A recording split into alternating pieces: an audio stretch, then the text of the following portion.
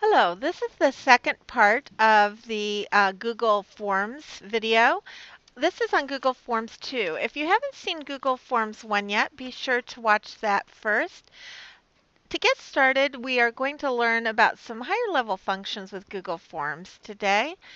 And the first thing that we'll look at is how to add section headers to your Google form. Start by going to the green Add Item plus and select Section Header. In Section Header, you'll see an interface which allows you to add header text as well as a description.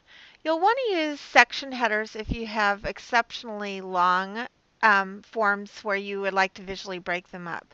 So you simply type in the text in any description and select Done. Note that you can drag your section headers to various parts of the form so you can move them around accordingly.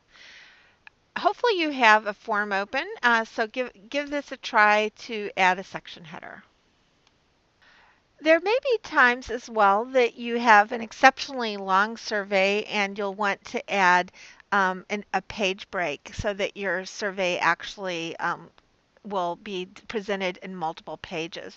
Very similar to adding section headers, you can go to Add Item and select Page Break.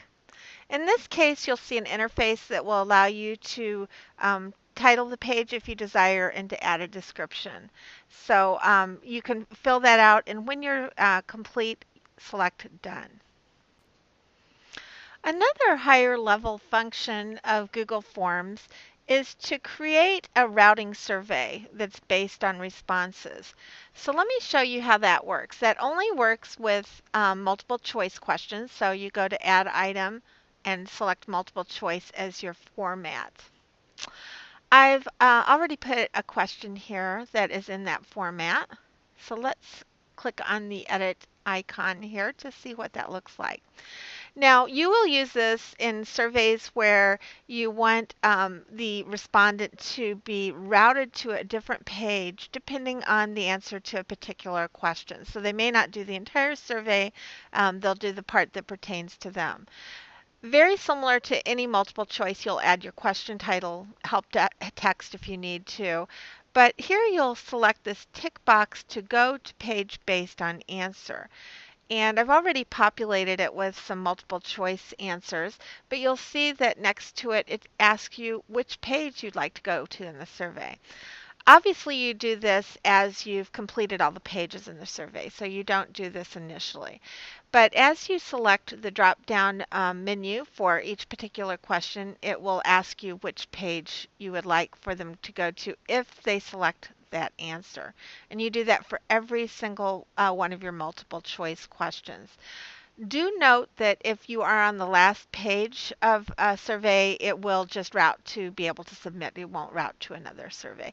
When you're done, you can select Done and save it. Let's switch gears a little bit. After you've created many forms, they may get quite unwieldy and you may find it difficult to find the form you need. So it's important from the beginning to manage your drive and to create associated folders so that things are put where you can find them again. To create a folder, you simply click on Create Folder and you can name your folder. So once you do that and you have a list of your folders, you may want to move folders within other folders or to create nesting type patterns. So to do that, you simply put your cursor over a particular folder and click on the arrow that appears and select Create a Folder again. And so then it will be located within that master folder. And you can name it there as well. Now, if you have a folder you've already created, you can also just organize it and put it where you want it to be. Now, let's say you've created a form and you want to put it in a particular folder. You can click on Drive and go to your master list. Notice that you can also star or select recent documents that you have created to find it more easily. But let's click on this particular form that was been created, notice that a variety of options come up above. In this case, let's look at the folder option here, and that will allow you to organize that, and then you can determine which folder or subfolder you want that particular form to go to. There are other things you can do here. You can add sharing options to it, or delete a form, or preview a form, and see who has the rights to view the form as well. So keep on top of management of your Google Docs, including your Google Forms, so that you can find them later. Now let's look at some ways that you can manipulate your form once you've created it. I'm in my Drive. I'm going to click on a form that I've recently done. And note that it does dump into a spreadsheet. And you'll be able to use this spreadsheet to perform a variety of functions. So let's look in the Forms menu first.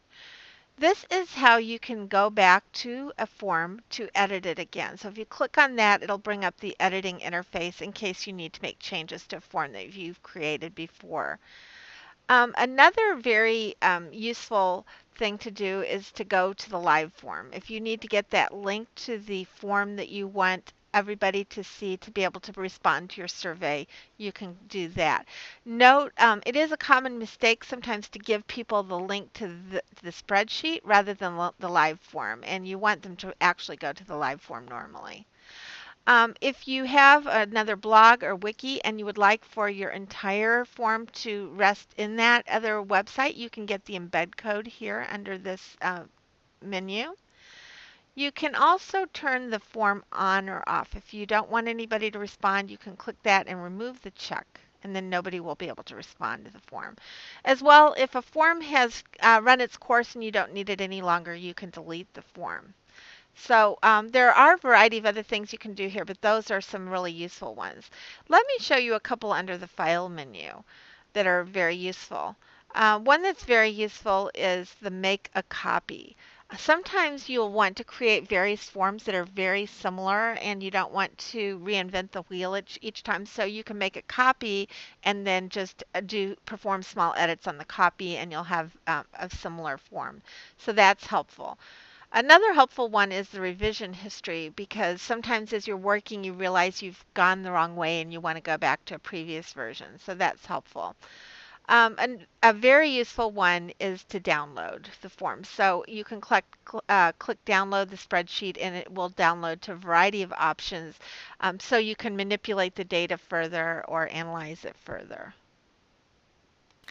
Sometimes you'll want to share your forms with others, so let's take a look at how to do that. I'm going to click on the sharing option at the top right to that link. Note that by default, each Google form is set to private, so nobody else will be able to see it. You can add people specifically by email who you would like to be able to access this information as people complete their surveys, and they can be editors or simply viewers. So if you would prefer to make your form just a little bit more widely seen, you can select Change, and the form can be, you can select between people seeing it at Chicago Public Schools, people at Chicago Public Schools with the link, or by default you can keep it private. Be sure to share and save in order to do that. So let's look at one more helpful feature for you in sharing your forms with others. I'm going to go to the live form for this, and note that Google Forms creates this horribly long URL that you would not want to share the way it is. I'm highlighting it and I'm copying it to my clipboard. There are many URL shorteners out there. I'm going to show you Google's URL shortener, which you can locate at goo.gl. You can paste your very horrifically long URL there and select Shorten URL. Google will generate for you a very short URL, which you can again copy to your clipboard.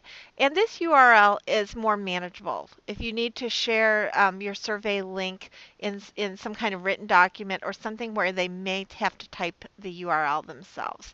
So the Google shortener can be used for a variety of reasons, but this is a great one to help you to share. If you've logged in, then you can always come back and retrieve the URLs that you've shortened before so you have a record of them. Do note that all Google URLs are public and can be accessed by anybody, so keep that in mind as you use that shortening feature. So this concludes Google Forms 2. Google Forms, I think you can see, can be used in a lot of ways, not just by teachers, but by students as well. So you can use them for gathering data, surveys, as well as having students use it for math and science activities and so on. So enjoy Google Forms. I think that you'll find them invaluable. Thank you.